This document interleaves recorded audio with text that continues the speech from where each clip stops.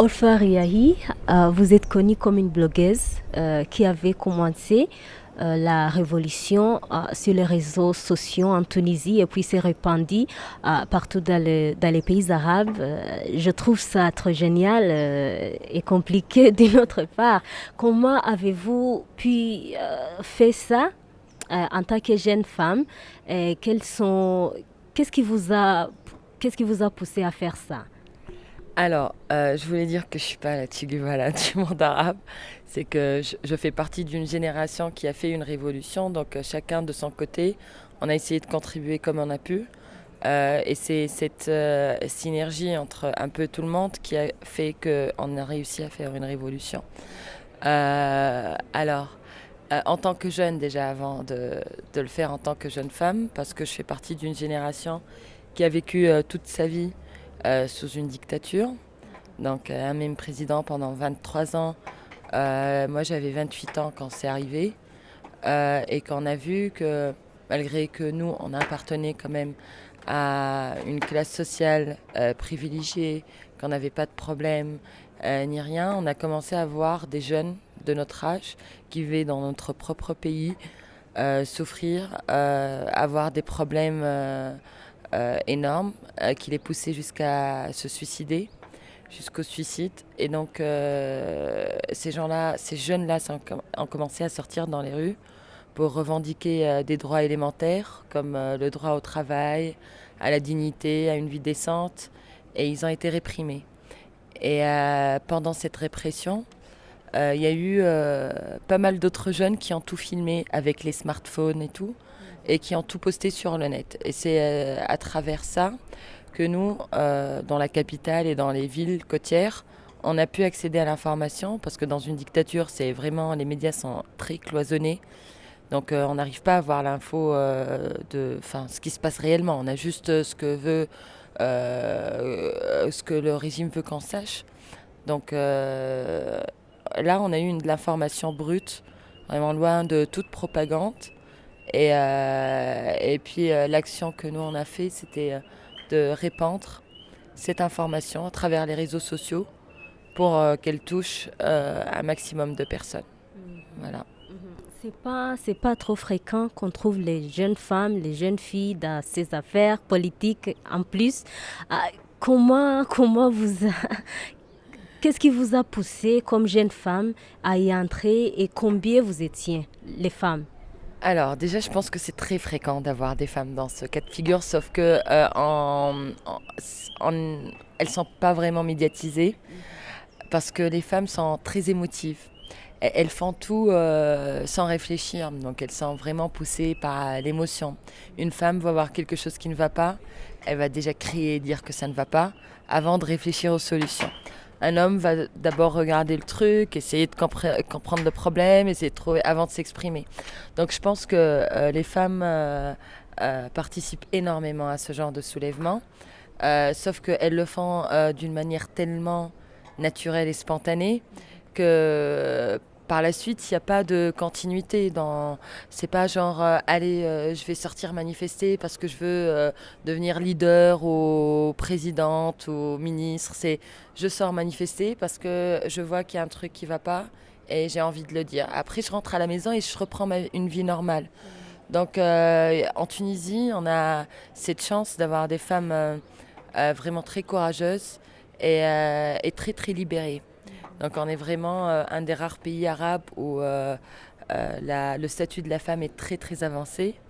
Et donc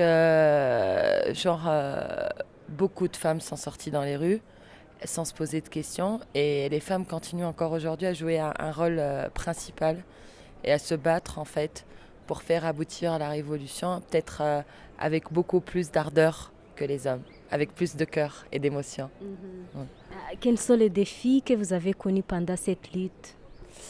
Alors, en fait, moi, il y a deux étapes sur, sur la durée. Et la première étape qui a été le soulèvement, la révolution et tout. Et ça, je pense que c'était pour moi comme pour tout le monde pareil. Donc, c'était la répression quand on manifestait.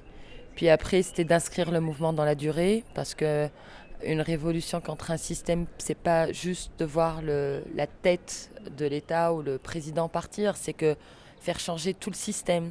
Et ça, c'est très très dur parce qu'on a le chef qui part, mais le système va rester, il va essayer de reprendre le dessus. Donc se battre contre ce système, c'est vraiment très très dur. Et donc je pense que ça, c'était vraiment le défi majeur. Un autre défi, ça a été vraiment essayer de se concentrer sur les objectifs premiers de la révolution, qui sont vraiment des objectifs économiques et sociaux. L'emploi, la dignité, l'égalité, la répartition des richesses.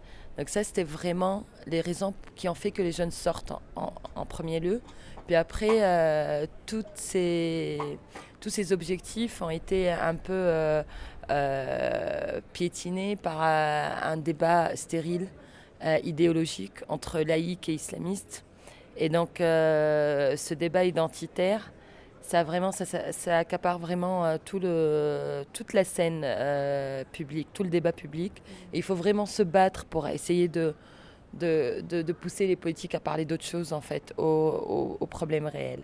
Alors ça, c'est la première étape. Je pense que je le vis pareil comme tous les jeunes qui continuent à y croire. Et puis, il y a le deuxième volet qui est l'investigation que j'ai faite, donc l'après-révolution, par rapport au gouvernement élu qui est venu après, et puis la grande affaire de corruption que j'ai révélée.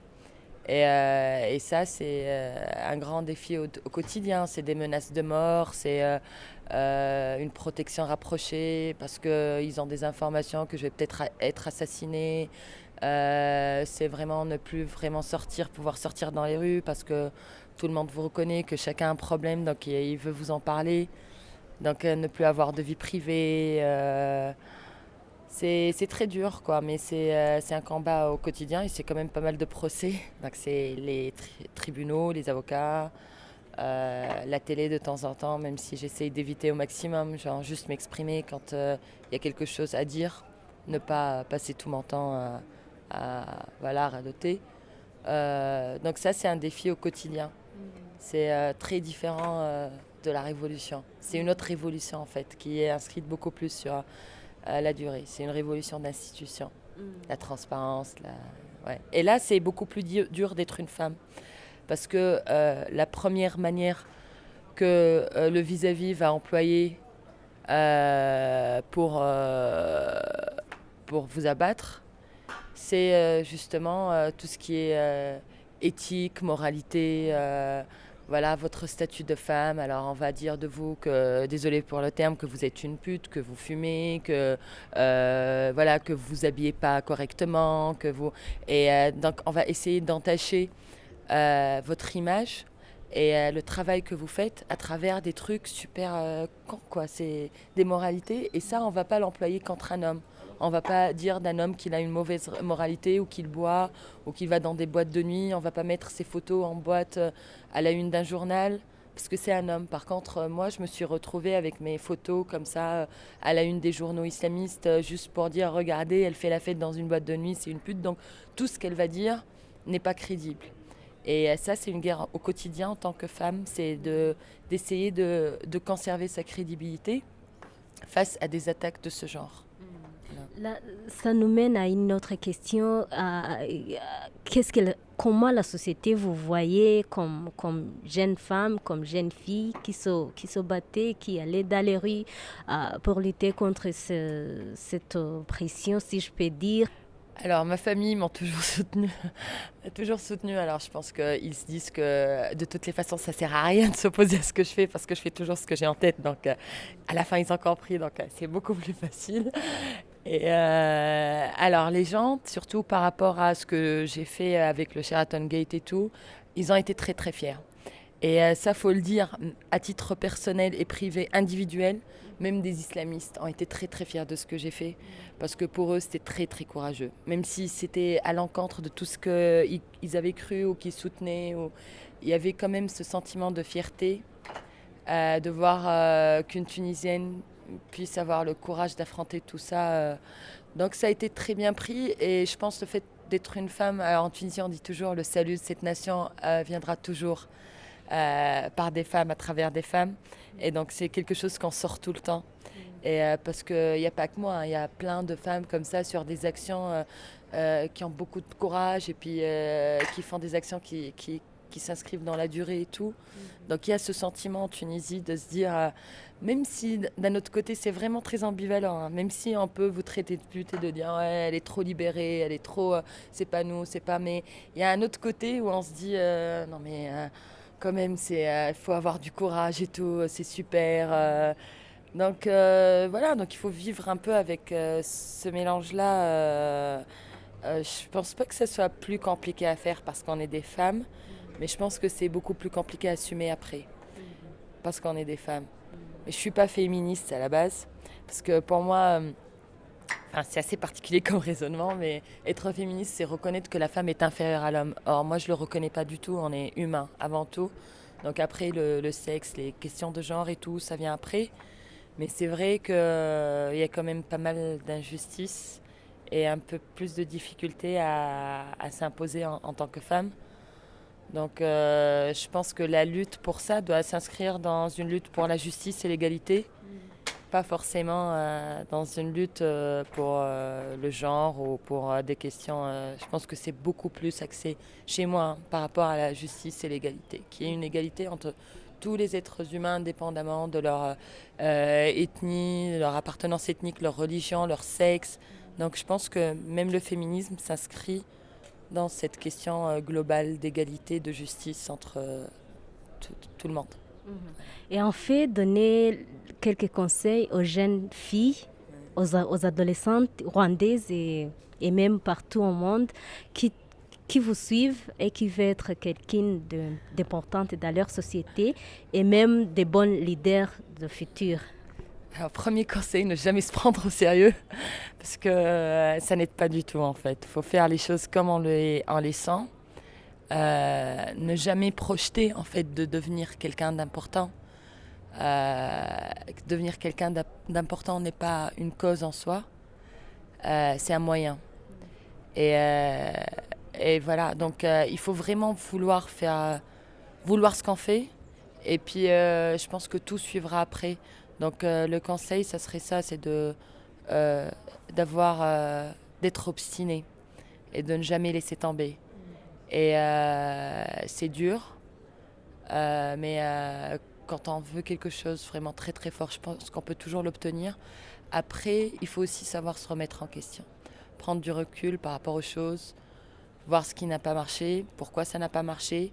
Et puis des fois, dans le feu de l'action ou dans le train de la vie, on oublie en fait ce qui nous motivait au départ. On ne sait plus, on se retrouve dans une réalité et on la subit, on la vit plus. Donc je pense que le plus important, c'est de savoir s'arrêter de temps en temps et dire voilà, alors d'où est-ce que je suis partie et où est-ce que je veux arriver, et est-ce que je suis vraiment sur le bon chemin ou est-ce que la vie a fait que je m'égare. Donc je pense que ne pas se prendre au sérieux, aller jusqu'au bout des choses et puis prendre le temps de se remettre en question et de tout réévaluer. Et le courage de changer les choses et de changer sa vie quand on se rend compte qu'on n'est pas du tout sur le droit chemin de ses aspirations. Se dire, bon, ok, là j'arrête tout, c'est pas bon, je dois tout reprendre dès le début. Il ne faut pas avoir peur de l'échec. Il faut avoir le courage de tout recommencer.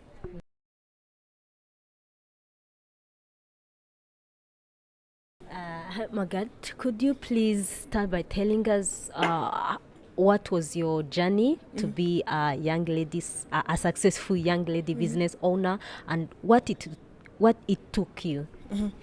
I like to start by always giving credit to my grandmother, because when people say what it took you, I think for me it's very simple. It just takes to believe in yourself.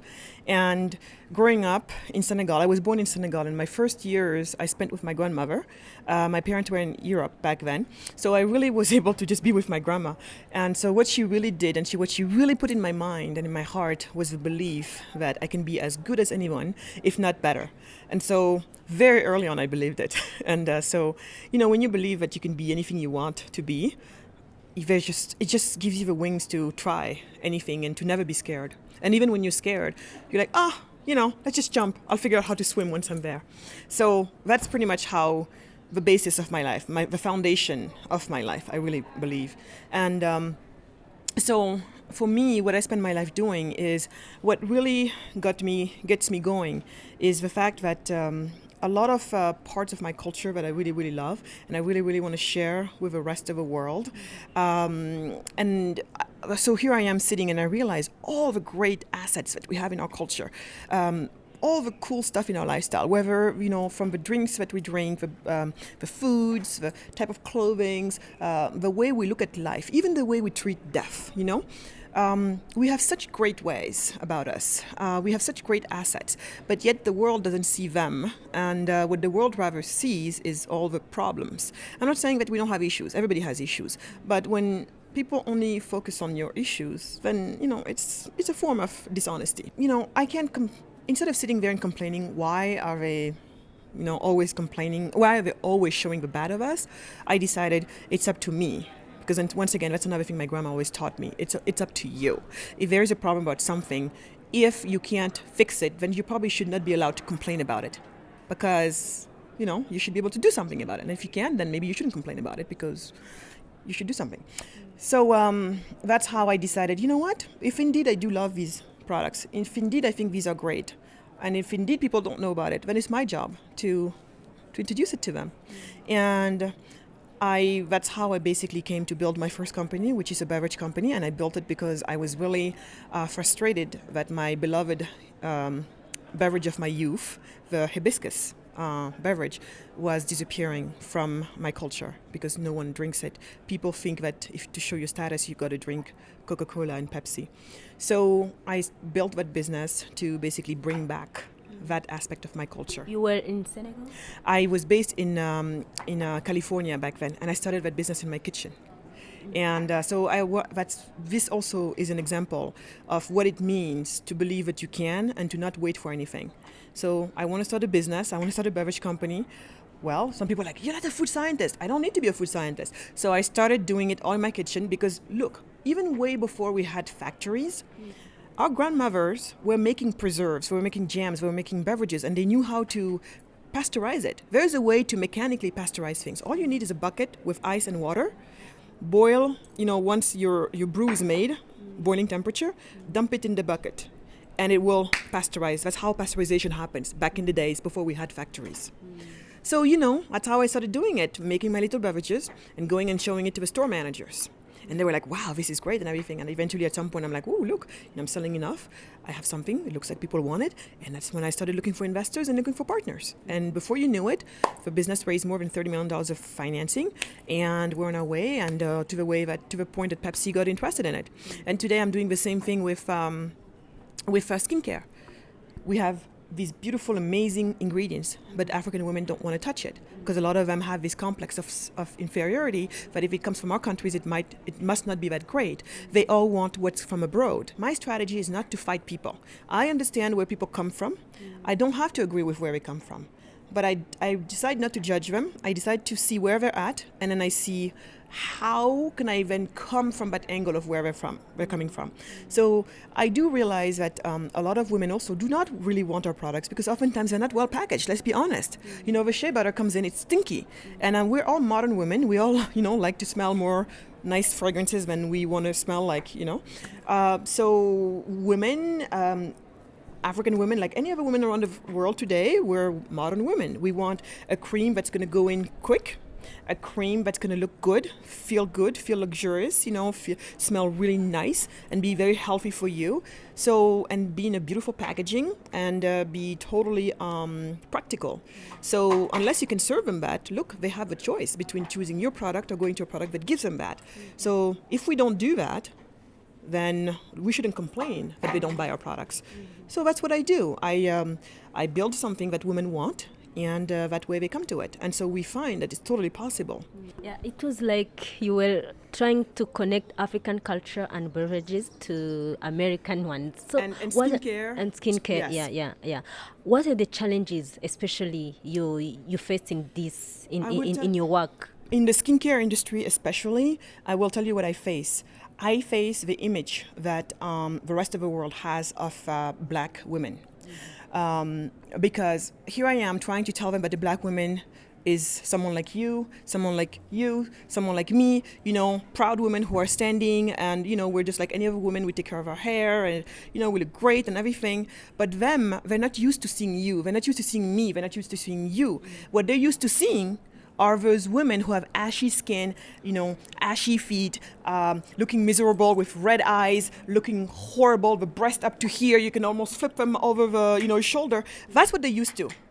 Does that scream beauty to you? No. Does that scream someone who has beauty secrets? I don't think so. So you see, that's how their whole mindset has been built. And now I'm coming and I'm saying, oh, no, look, there's this whole other image. And you know how much it takes to deconstruct a mental image that oftentimes you don't even know it's there. It's been building for hundreds of years. So that's what I'm fighting. But it's okay, we're making good progress because, to me, when you put the negative on the side, see, when I go out there, I never think of, oh, people are going to see me this way. I go in, I feel so proud, I feel so good about who I am. And I think feeling positive and feeling good and feeling confident is very contagious. And so women are just coming from everywhere. They're like, oh my God, yeah, look. And then I see them talking to each other like, look, the stuff she does and look at her skin, is so beautiful. And then they want the product because now they're relating. And little by little, that view and mindset and image that they have of African women in general and Black women is going to change. So my goal really with the skincare company that I have is to establish the Black women as a beauty authority. I want for other women, Asian, white, any other woman, to look at what she does and to say, I'm going to do the same thing. Because that woman has amazing beauty secrets. Are you still based in US or in Senegal? I'm based both New York. Today we just moved from New York to Austin, Texas, and Senegal. Yeah. You're like doing business in both? Yes, because especially right now, right now we're getting ready to move a production to Senegal. And at that time we will be the first brand of skincare inspired by an African, rituals and recipes to be coming from Africa. Yeah. After all challenges, could you please advise young girls, Rwandan or elsewhere in the world, how they can grow in business like you, being business owners and being great leaders? I think for anybody, what I try to tell people is you have to really demystify everything. Being a business owner, being an entrepreneur, you have to demystify it. Because what people don't realize is most of them are being entrepreneurs every day in what they do. When, at the end of the day, all I do is say, I want this. How do I make it happen? But what I want to tell them as they try to make that happen is to really focus on excellence, meaning you don't take shortcuts. Don't take shortcuts. Be very serious about what you do and have really a vision and be willing to spend the time. It may take you decades. So you have to be ready, and you most importantly have to focus on something that you really, really are passionate about, because the road is going to be a long one, it's going to be a hard one, and sometimes you will feel like you're about to lose everything, and sometimes you will lose everything, and you have to get back on the horse. And it's only when you're passionate that you can do that. So if you're doing what you're doing just because you want to make money, if you go into business because you want to make money, my advice is usually probably you should not get into that business. People who get into business just to make money, it's just not a good recipe for success. So for me, I follow my passion, and I don't get myself all worked up by, oh, how do you be an entrepreneur? You just get started. And don't mind starting small. So you have a great eye cream recipe. If you can make a mayonnaise at home, you can make a cream. It's the same chemistry, because it's all of these natural products that you take and you start that way. Maybe your product won't have the same preservative system as another one, but at some point you can start calling a chemist to come help you out. So just understanding that there's no secrets. Everything we're doing today, our grandmothers have been doing it way back in the days in their kitchens and all of that. Today it's just the guy with like in the skincare industry today, it's just people get all like, ooh, I need to have all of these skills. Just because today you see them, the lab man with his lab coat on, the white lab coat on, is working with his devices, and you push the buttons and the scales, and everything seems very intimidating. But all that this guy is doing, our grandmother were doing it before in their kitchen. That's what you need to remember when you're about to do something and you feel, oh, I need a factory, I need this, I need that. So remember that you can start small. Start small and grow from there. And just have faith that things will come through. But they can't come through if you don't start. So start as little and as low as possible, and then grow from there. Thank you, Magali. You're very welcome.